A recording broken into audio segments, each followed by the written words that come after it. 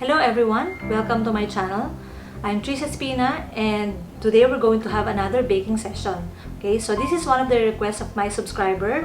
So I would like to bake the request of Miss Julia Chua. So I want to say hi. We're going to make lemon bars. Okay, so I would also like to say hi to Miss Girly Banaan, one of the most commenter of my videos. Okay, so thank you for your support. Thank you for your request. So I'm going to try to make your requested recipe, which is lemon bar. Okay, so here are the ingredients. For the crust, we're going to need 300 grams of all-purpose flour, 65 grams of powdered sugar or confectioner sugar, and we're going to need 1 butter. So for the butter, I've already cut our butter. So this is slightly softened but still chilled. So these are the ingredients for the crust. And for the filling or for the curd, we're going to need 500 grams of granulated or white sugar, 6 eggs, 6 tablespoons of all-purpose flour, a zest of 3 lemons, and 180 ml or 3/4 cup of the lemon juice, and 1/2 teaspoon of baking powder. Let's start making the crust by combining together our all-purpose flour and powdered sugar. Okay, so I'm going to run the mixer and mix this. And then I'm going to add my butter.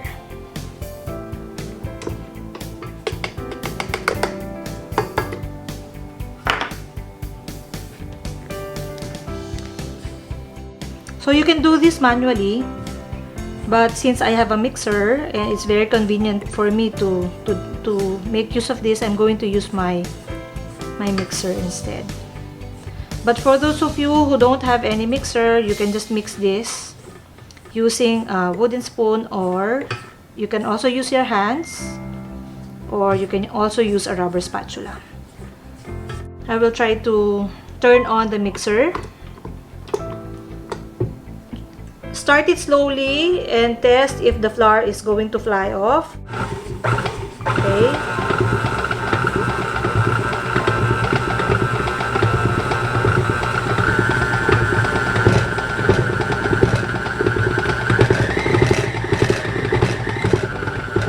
Okay, so that's it. The dough is ready.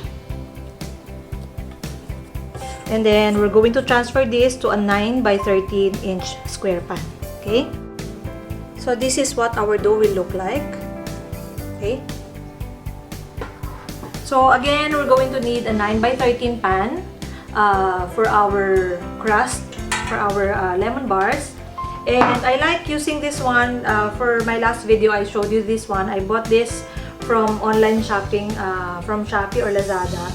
I think less than 100 pesos for 3 or 4 pieces of this one. So use the curved one to scrape the dough and put it in a line. So it's better if you line your baking pan with parchment or silicone parchment to make it easier later to cut it. Okay, so I like using gloves at this point on because it is easier to flatten the dough with just your hands. Okay,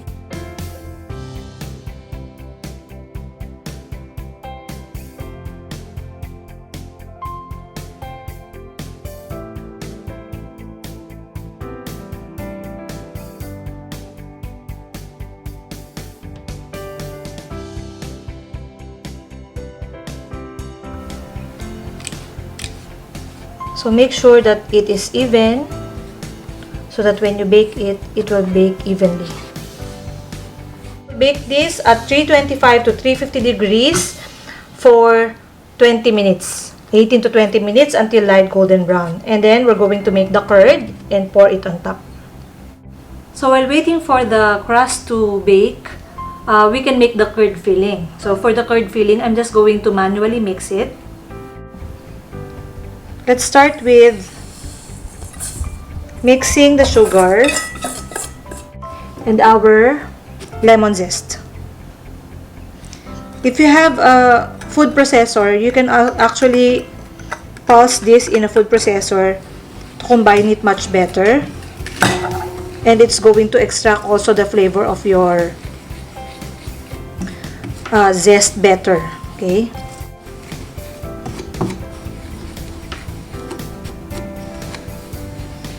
And then, combine your lemon juice,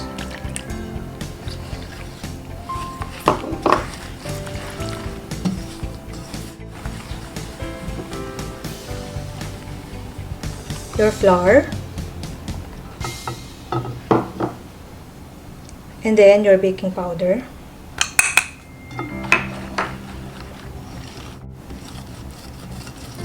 And then I'm going to add in last my eggs. Okay, so I'm using 6 large eggs.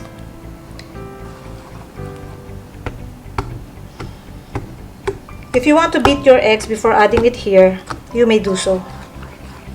But you can also mix it like this.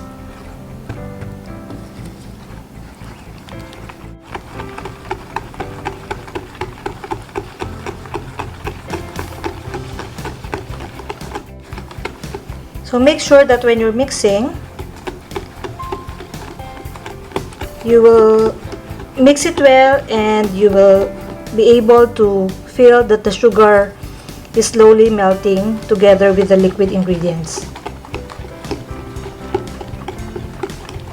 We will set this aside and we will pour it once our crust is done and bake it again. So after 20 minutes in the oven, this is how our crust will look like. So it's still going to be light brown, okay? But you will notice that the edges are already darker, okay? So that's already cooked, and we're going to mix again our curd before putting in to our prepared crust.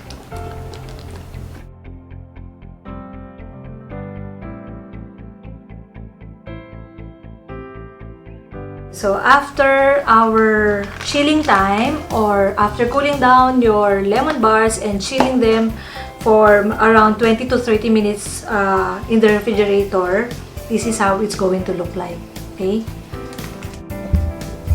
So make sure that you really chill your lemon bar first before cutting. Your cut is going to look much nicer and cleaner if it's chilled. The curd filling is quite sticky, okay? So you need a paper towel when you are cutting this. You can cut it whatever cut you want. So I'm going to cut it in half first. So make sure you cut until the bottom part.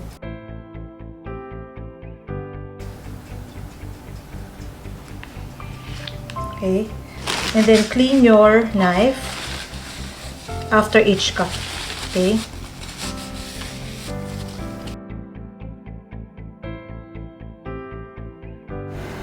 So instead of my usual 48 pieces cut, this is only 36 pieces. So I'm going to have at least 4 boxes with 8 pieces each. Okay.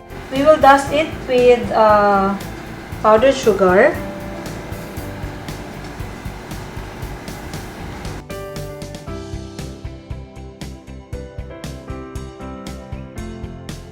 I'm going to use 3-ounce cup liner before putting it in my box. So it's going to be much more nicer when you pick it up. Okay. So try to avoid touching the top of your so see, your crust is beautiful and your curd. Okay. Again, avoid touching the top of your